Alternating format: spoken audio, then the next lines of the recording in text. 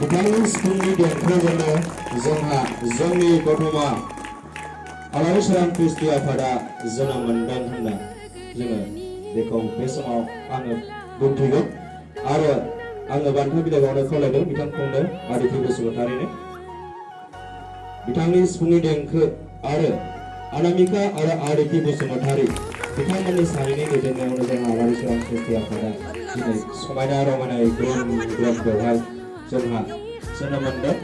दा बेनि उनाव आङो जोंनिनो मेडाम सोमोन्दोआव बाजै जायो दतमा हायार सेकेन्डारिनि बिथाङा फोरोंगिरि आरो आदित्य बसुमतारिनिनो बिमा।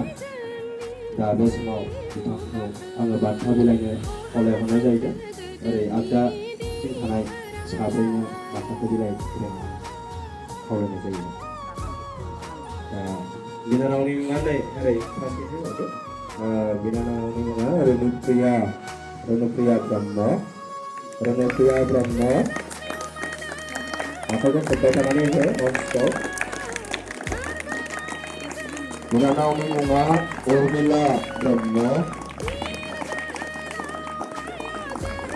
बिनानावनि मुङा खुशबु ब्रह्म,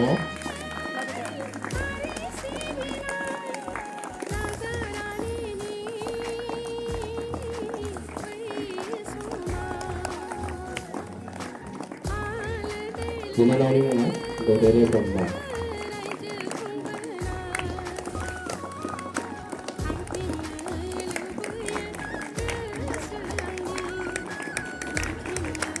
बे समाव गुबुन बान्था बिलाइनि थाखाय आङो हांख्रायहरनो सानदों।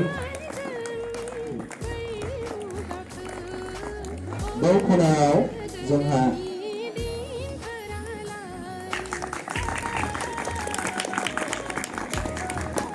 आरो सासेबाव पुष्पांजलि ब्रह्म बिनानावनो बान्थाखौ हरसिगोन। बेनि उनावनो आङो जोंनिनो गासिबो रिंगु दामसानिनो आगजुफोरखौ दामनो हानाय जेरै खाम, सेरजा, सिफुं, नाल आरो मेथाइबो रोजाबनो हानाय आरो गिटारबो दामबाय थानानै दङ बिथांखौ आरो मैयासो जोंनिनो थिखायाव जानानै थानाय क'क्राझार जिल्ला दुलाराय बर' फरायसा आफादनि हारिमुआरि बादायलायनाय जिहेतु सेरजा बेवहाय नैथि बान्था मोननो हादों। बिथांखौबो सानै बान्था बिलाइ हरनो खावलायनाय जादों। दा फुंखा ब्रह्मआ अरायथि ब्रह्मनो बान्थाखौ बावहरसिगोन। बेनि उनावनो कबिता ब्रह्म।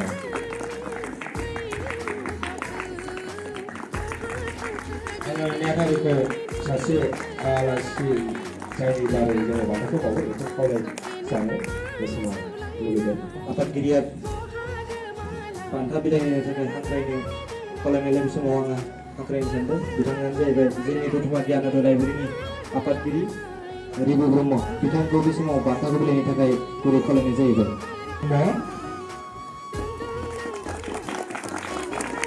आरो नैथियाव दङ हिरा Brahma.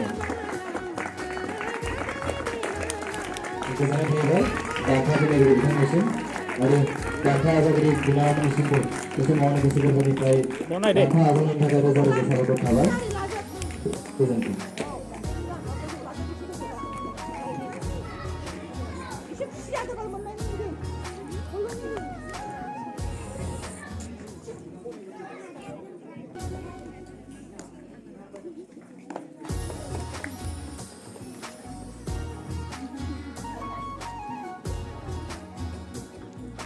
Yang zaibay dan juga